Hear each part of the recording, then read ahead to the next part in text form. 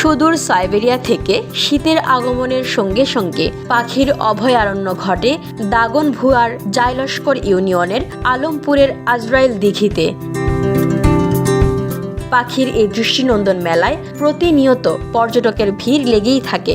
অগণিত অতিথি পাখির কলকাকলিতে মুখর এ গ্রামের হাজেরা খা দিঘি, যা স্থানীয়ভাবে আজরাইল দিঘি বলেই পরিচিত। প্রতিদিন পাখির কিচিরমিচির শব্দে ঘুম ভাঙছে এলাকাবাসীর। পাখির এই কলতান উপভোগ করতে সকাল বিকাল ভিড় করছেন পাখি প্রেমীরা। আবার নিষ্ঠুর পাখি শিকারীরাও বসে নাই। প্রকৃতির পাখির অভয়ারণ্যে উত পেতে বসে থেকে ফাঁদ পেতে পাখি শিকার করে তারা। ক্রমে ক্রমে এক সময় হয়তো এ পাখির অভয়ারণ্যে পাখির মেলায় শূন্যতা দেখা দিতে পারে, এই আশঙ্কাও আছে।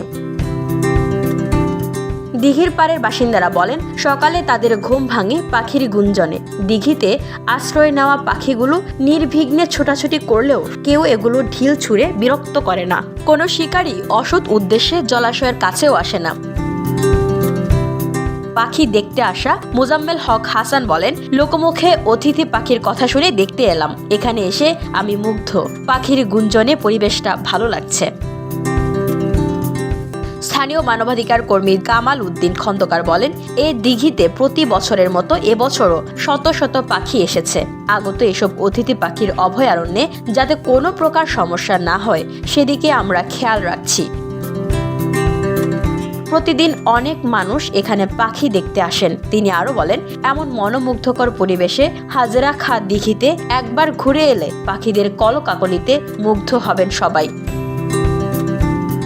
সুশাসনের জন্য নাগরিক দাগনভূয়া কমিটির যুগ্ম সাধারণ সম্পাদক সাংবাদিক কাজী ইফতেখার বলেন, পাখি শিকারীদের দৌরাত্ম্য বন্ধ করা গেলে এবং এসব পাখির নিরাপত্তা দেওয়া গেলে এরা হয়তো নিয়মিত আসবে। একই সঙ্গে পাখির বিচরণের জন্য বিল জলাশয় ভরাট থেকেও আমাদের বিরত থাকতে হবে।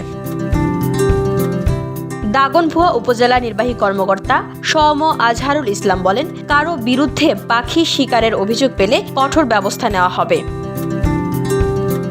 VOD Bangla news desk.